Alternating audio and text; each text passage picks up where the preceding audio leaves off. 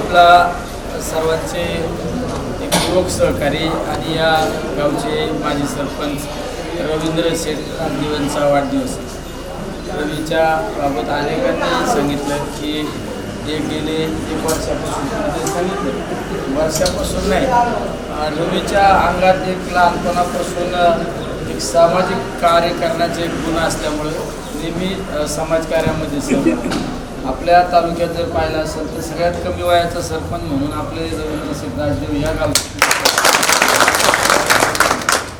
निश्चित त्या कार्यक्रमामध्ये कैलासवाचे आपले राजू शेठ आज आपल्याबरोबर जरी नाही तर राजू शेठच्या बोटाला धरून रवीश हा आपला राजकारणामध्ये समाजकार्यामध्ये भाग केला आहे. आणि त्या कालखंडामध्ये ग्रामपंचायतीचे जे कामं झाली ते आज पण कामं त्याच अवस्थेमध्ये आपल्याला पाहायला मिळत आहे. त्यामुळे अतिशय एक चांगलं काम करणारा एक कार्यकर्ता आणि नेहमी राजकारणामध्ये पद असू नसू पण नेहमी मी समाजासाठी कुणीतरी लागतो या भावनेतून काम करणारा एक कार्यकर्ता. राजकारणामध्ये आपण बऱ्याच वेळा काही लोक पाहिलं असेल सत्ता आल्यानंतर कुठेतरी काम करण्याचा प्रयत्न करतात. सत्ता असू किंवा नसू आमचा रवी नेहमी त्या ठिकाणी काम करत असतो. आणि मी तर कायम सांगत असतो विकासाचे कामं एक हनुमानाची शक्ती. ते कामं किती कामं करीत राहा कामं हे पूर्ण होत नसतात. पण सगळ्यात महत्त्वाचं हल्लीच्या कालखंडामध्ये जी गोष्ट असत ती म्हणजे आरोग्य. आरोग्याच्या बाबतीत आमचा रवी त्या ठिकाणी काम करतो. सगळ्यात 2 गोष्टी काही महत्त्वाच्या आहेत. आज मी नांदूर पठाणमध्ये आलो तर मला जर तुम्ही सांगितलं की यार ते भंग बंद करताना तुम्ही सांगितलं की एखाद्या वस्तीवरला रस्ता करून द्या, मी सांगू शकतो ठीक आहे करतो, 8 दिवसांनी करतो, महिन्यानी करतो, 15 दिवसांनी करतो, ठीक आहे. 1 महिन्यानी झाला 2 महिन्यांनी झाला तर चालतं. पण एखाद्या जर म्हणलं का आज मला अर्जंट माझ्या अमुक कुटुंबातील माणसाला बायपासचं ऑपरेशन सांगितलं त्याला मदत करा, बायपासचं ऑपरेशन सांगितलं, आरोग्याच्या समस्या जाणवल्या तर त्याला आपण म्हणू शकत नाही का बघू उद्या करू परवा करू 8 दिवसांनी करू. त्याला तात्काळ मदत केली पाहिजे. त्यामुळे एज्युकेशन असू हेल्थ या 2 गोष्टी अशा आहेत की आरोग्य आणि शिक्षण 2 गोष्टी अशा आहेत की त्याला तात्काळ मदत केली पाहिजे. आणि त्याला तात्काळ मदत करण्याची अपेक्षा ठेवण्यापेक्षा आधीच आपण त्यांना मदत केली पाहिजे. या भावनेतून काम करणारा आमचा एक रवींद्र या ठिकाणी मला तर काय अभिमान वाटतो. कुणीतरी सांगितलं की त्यांचा विचार करा, आमच्या त्या भगिनीने पण सांगितलं आता नेमकं विचार तुमचा करायचा का त्यांचा करायचा ते तरी आम्हाला सांगा. म्हणजे काय करा तुम्ही दोघं सगळे आजच्या दिवस आजच्या दिवस आपण मला एवढा माझा विचार करायचा जमणार नाही तर तुम्ही संध्याकाळी निवांत झाल्यानंतर विचार करा आता माझा नंबर का तुझा नंबर विचार एक मत करा. नाही त्याच्यात झाला तर छापा काटा करा, छापा काटा करा. आणि तुम्हाला छापा काटा जर होत नसेल तर आपला शोलेतला शिक्का आणा. असं शेवट आपण विनोदाचा भाग लावल्या. पण दोघं पण बिचारे चांगलं काम करतात. दोघं पण एकदम सोशल वर्कर आहे. तुला एक सांगू का समय से पहिला भाग्यशाली किसी को कुछ नहीं मिळता. पण त्यासाठी आहे ना तुम्ही कष्ट करीत राहा. तुम्ही कष्ट केल्यानंतर कर्म तुमच्या बरोबर येत असतं आणि तुम्ही जे काम करता ना तुमचं कर्म तुमच्या कामाला येणार आहे. सगळ्यात महत्त्वाचं आहे चांगलं काम करावं. राजकारणात स्वार्थासाठी पाळणारे अनेक लोक आहेत तर ते भूछत्र आहे. निवडणुकीपुरते फक्त भूछत्र उगा त्यात निवडणूक झाली का परत लोकांना नमस्कार पण घालीत नाही. ठीक आहे आज तुम्हाला कुणीतरी सांगितलं असेल वर्षापासून काम करता का 2 वर्षापासून काम करतात. पण मी ह्या नांदूर पठाणचं सरपंच असल्यापासून आराला पाहतो तेव्हापासून बिचारा काम करतो. तेव्हापासून वाहून घेतलं. कधी कुटुंबाचा विचार नाही केला, कशाचा विचार नाही केला. सगळे थोडा आक्रमक आहे त्याच्यामुळे अडचण निर्माण होतात. आता पण कुल झालाय, कुल राहायचं डोक्यात बरोबर ठेवायचं. पण आक्रमक माणूस कसा असतो कधी असतो जो माणूस स्पष्ट असतो ना, जो माणूस खरा असतो ना तो आक्रमक असतो, ते बोलून दाखवतो. जो माणूस ज्या माणसाच्या मनात खोट असते ना तो माणूस बोलत नाही पण तो बरोबर कार्यक्रम लागतो. तसं आमचा आर कसं आहे त्याच्या मनात खोट नाही, त्याच्या मनात काय नाही, ते स्पष्ट आहे बिचारा. त्यामुळं कधी कधी त्याच्या कोण आक्रमकच्या भावनेतून काही एखादी गोष्ट झाली असेल पण मनात काय नसतं, निर्मळ मनाचा माणूस आहे. मला निश्चित अतिशय चांगला, मला जे समर्पित आहे ना तसा वाढदिवस साजरा केला. मला काही कार्यक्रम बोलले आज वाढदिवस आले म्हणजे काय कार्यक्रम काय नाही, संध्याकाळी आपलं कार्यकर्ते बोलावले तर पार्टीचं नियोजन केलं. मी मनात म्हणत असतो त्याला तुझी पार्टी, आणि मी पुढं काय बोलतो तुम्हाला माहिती, माझं बोलणं पण माहिती आहे. या भाषेत इथं नाही सांगता येत एवढ्यांना. मी सांगतो या पार्ट्या तुम्ही डीजे लावला, बिर्याणी केली, गाव जेव्हा घातली, यांनी काही तुमच्या समाजाला फायदा होणार नाही. अरे हे रक्तदान शिबिर आज या ठिकाणी केले, एक जणांनी रक्तदान केलं ना, एकाच्या रक्ताच्या एका बाटलीमुळे, एका पिशवीमुळं एक जणाचा जीव वाचणार आहे. पण नुसता एखादा जीव नाही वाचणार, ते कुटुंब वाचणार आहे, त्या एखाद्या कुटुंबातला भाऊ वाचणार आहे, बहीण वाचणार आहे, आपली कोणीतरी आई वाचणार आहे. रक्तदानाला सगळ्यात सर्वश्रेष्ठ दान म्हणून ज्या रक्तदानाकडे पाहतो ते रक्तदान आहे. त्यामुळे रक्तदानाच्या शिबिरामध्ये सुद्धा टोप्यावाले सोडू ना, टोप्यावाल्यांनी नका देऊ, नाही तर आधीच निम्मे अर्धे गळालेले आहेत माझ्यासारखे. रक्तदान करताना पण ज्या ज्या तरुणांनी सहभाग घ्या, आणि आल्यानंतर मी पाहिलं तिथं चांगल्या लोकांचा सहभाग आहे. रक्तदान शिबिर करा, ठीक आहे. बरेच लोक म्हणतात काय करायचं, रक्तदान चांगलं असतं, रक्तदान शिबिरामध्ये सहभागी व्हा. वयस्कर लोकांसाठी काठ्या पण आणलेल्या आहेत. आणि वयस्कर लोकांच्या हातात जर आपण काठी दिली ना तर ते बिचारे आपल्याला खऱ्यात उभा देणार आहेत. महत्वाचे आहे, त्या वयस्कर लोकांना कुणी बघायला तयार नाही. त्या वयस्कर लोकांच्या हातात काठी देण्याचं काम आमचं आराम करणार. तिकडं बाहेर हे वयस्कर लोकांचे हे बाबा बाबा बाबा तुम्ही बाबा, ते तुमच्या डोळा कधी तपासलाय? तुम्ही ऐकायला येत नाही का? तुम्ही कधी डोळे तपासले? किती वर्ष झाली? 4 वर्ष झाली त्या बाबाने डोळे तपासलेत बिचाऱ्याने. आता 4 वर्षाचा नंबर आता राहिला असेल का? नंबर वाढलाच असेल ना. या बिचाऱ्यांच्या गावात येऊन यांचे डोळे तपासून यांना चष्मे देणे याच्यापेक्षा मोठं काम कोणच आहे?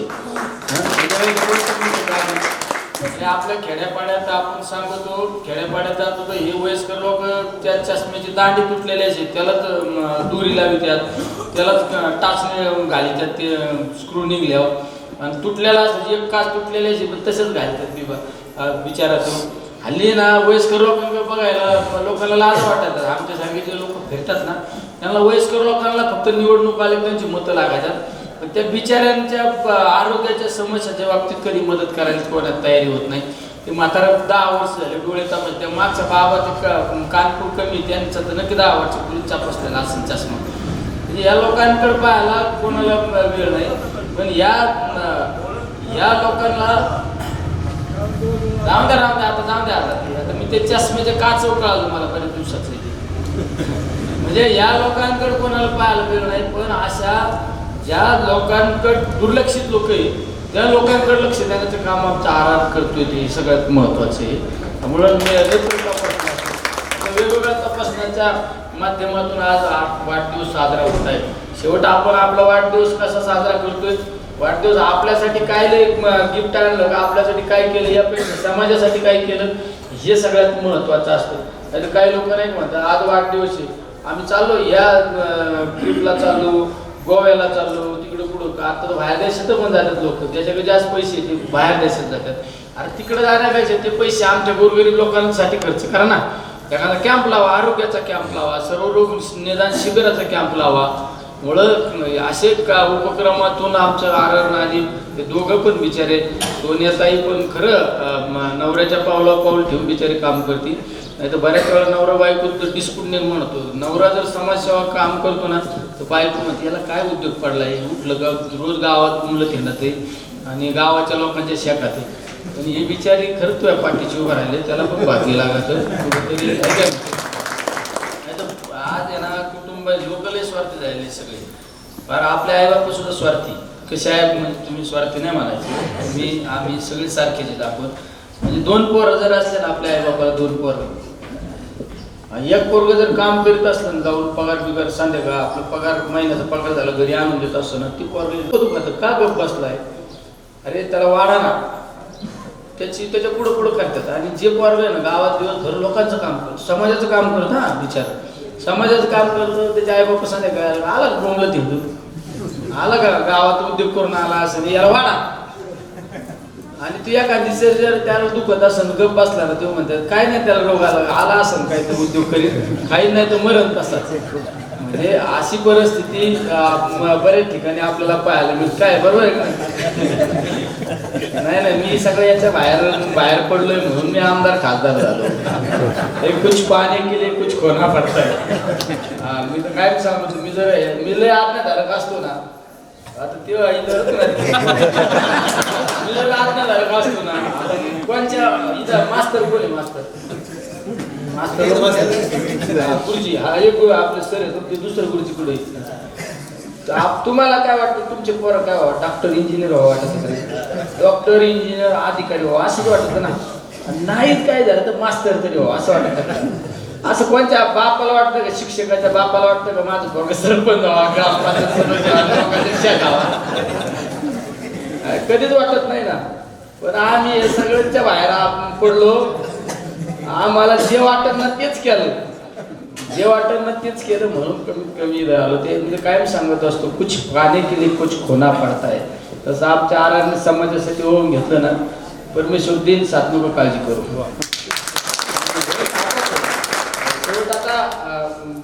यांनी कुठेतरी सांगितलं आमच्या कसं काय बोललं काय ना, आपले हे कुठे तंटामुक्ती, आपले गोरे कुठे गोरे आपला नका सगळे बरोबर राहा. नाही तर निवडणूक आल्यावर नाही ते आरार काय जरा चारले चांगला विचारा, लय काम केलं बरं का त्यांनी, पण आरार यांनी कमी पडला. अरे मग तुम्ही काय सांगा त्याला काही घोड्या बसवायला होती का? हे नाही केलं पाहिजे. तुम्ही एखाद्या माणसाचं ना आर्थिक मूल्यमापन करून समाजाचा कार्यकर्ता निवडला नाही पाहिजे. त्याचं मूल्यमापन कशात केलं पाहिजे? रात्री अपरात्री फोन करून मदत करणार आहे का नाही? हो, कधी आले तुम्ही? या ना, तुमच्यासाठी माझी खुर्ची ठेवली. स्वामी समर्थ मंदिराचं काम चालू झालं का? या ना इकडे. त्या कार्यकर्त्याचं मूल्यमापन कसं झालं पाहिजे? तो किती धनदानगा आहे का, किती पैशावाला आहे याच्याशी मूल्यमापन नाही झालं पाहिजे. तो समाजासाठी त्यांनी किती काम केलं. रात्री अपरात्री आपण त्याला अडचण आल्यानंतर फोन करू शकतो, त्याला फोन करू शकतो, तो आपल्या मदतीला जाऊ शकतो. असं त्या कार्यकर्त्याचं मूल्यमापन केलं पाहिजे. नाही तर हल्लीच्या निवडणुका इतक्या वाईट झालेल्या आणि मग तेच लोक तुम्हाला निवडून आल्यानंतर ते तुमचं मूल्यमापन कशात करतात? फुकट नाही मला मतं दिली, फुकट नाही मला मतं दिली, आम्ही हे केलं त्या गावासाठी, आम्ही त्या गावाला गाव जेवण दिलं, हॉटेलवर लोक नेले, अजून काय केलं, हे केलं. म्हणजे याचा अर्थ आपण विकलो नाही पाहिजे कोणाचा. आपण मतदार हा स्वाभिमानाने राहिला पाहिजे. आणि ते कार्यकर्त्याला जो नेता आहे ना त्याला तुमची भीती वाटली पाहिजे. त्याला तुमची भीती कधी निर्माण होईल? आपण त्याच्यासाठी धावून गेलं पाहिजे. त्याच्या प्रसंगात आपण त्याच्या पाठीशी उभं राहिलं पाहिजे. आणि जर चांगल्या कार्यकर्त्याच्या आपण पाठीशी उभं राहिलं तर निश्चित समाज बदलण्याला काही वेळ लागणार आहे. आज तुम्ही पाहिला असेल, तुम्ही मला 2019ला आमदार म्हणून मला तुम्हीच पाठवलं विधानसभेत. माझ्यावर त्यावेळेस सुद्धा टीका झाली का विधानसभेत जरा लोक हुशार लागायचं म्हणले, हे लागायचं. पण मी सगळा मुद्दा काढला. आतापर्यंतच्या 25-30 वर्षाचा तुम्ही इतिहास पहा. 25-30 वर्षात जे तालुक्यात कामं नाही झाले ते मी माझ्या 2-2.5 वर्षात काम केलं. मी 2.5 वर्ष सत्तेत नव्हतो. मला मिळाली सत्ता 2 वर्षात. मी सत्तेत कालखंडात राहिलो. 2 वर्षामध्ये कमीत कमी 1800 ते 1900 कोटी रुपयाचे काम केले. या नांदूर पठारमध्ये सुद्धा 5-25 कोटी रुपयाचे काम केले. कुठलं गाव नाही. पिंपळगाव हॉटेल कितीचे कामं केली? 40 कोटीचे काम केले. तुमच्याकडे नांदूर पठारला आपल्या हातल खिंडीला 7 कोटीचं काम केलं. तुमच्याकडे किती कोटीचे काम केले? तुमच्याकडे 25 कोटीचे काम केली. 16 गावाची योजना हे धरून यांच्याकडे 25 कोटीचे. पण काही नाही उपकार झाला, काही नाही धरला, काही नाही. बरोबर आहे का नाही? तुम्ही नांदूर नाही धरला. आता मला अशोकराव म्हणले काय मंदिर बनवलंय, तर संदीप म्हणले संदीप. पण ते मी म्हणलं जो तळ राखी ते पाणी पिणारच ना. पण कामं केले त्यांनी, कामं केले, उपकार नाही केला. निलेश लंकेच्या प्रत्येक निवडणुकीच्या पाठीशी नांदूर गाव उभा राहिले. मी काय अभिमान नाही सांगत, मी उपकार नाही केला तुमच्यावर. पण माझ्या प्रत्येक निवडणुकीच्या कालखंडामध्ये नांदूर पठार 1 उभा राहिलं पाहिजे. त्यामुळे 25 कोटीचे काय तुलना करतो आज पण 25 कोटी नांदूर पठारासाठी गावाने नांदूर पठारची तुलना नाही करायची. तुम्ही 25 कोटी नांदूर पठारला दिले, मग आमचं काय? तुम्ही तुमचं बघा. तुम्ही तुमच्या गावातून काय आमच्या पाठीशी किती उभा राहिले ते बघा. त्यामुळे नांदूर पठारची कुणी तुलना करायची नाही. कारण नांदूर पठार हे गाव एका तालुक्याच्या राजकारणाला कलंक देणारं गाव आहे. त्यामुळे शेवट माझ्यासारख्याला तुम्ही संधी दिली, मी तुमच्या पाठीशी उभा आहे. या मतदारसंघामध्ये निधी खेचून आणण्याचं काम केलं. संधी दिली ना, तसं आमच्या आरामच्या पाठीशी तुम्ही उभा राहा, निश्चित तो परिवर्तन करून दाखवून निवडणुका. अजून निवडणुका तर मगाशी मला फोन आला, निवडणुका जुलैमध्ये गेल्या, पण लय पण दमू नका त्याला लय दमू नका, पण काय काळजी करू नका, मी पाठीशी, तू काय टेन्शन नको. जे कोणाकडून होत नाही ना ते आपण करून घेऊ, आहे का नाही. जे कोणाकडून होत नाही अशक्य ते शक्य करतील स्वामी का हो. अरे तुम्हाला काय मी सांगतो, मी दोन गोष्टी कायम लक्षात ठेवा.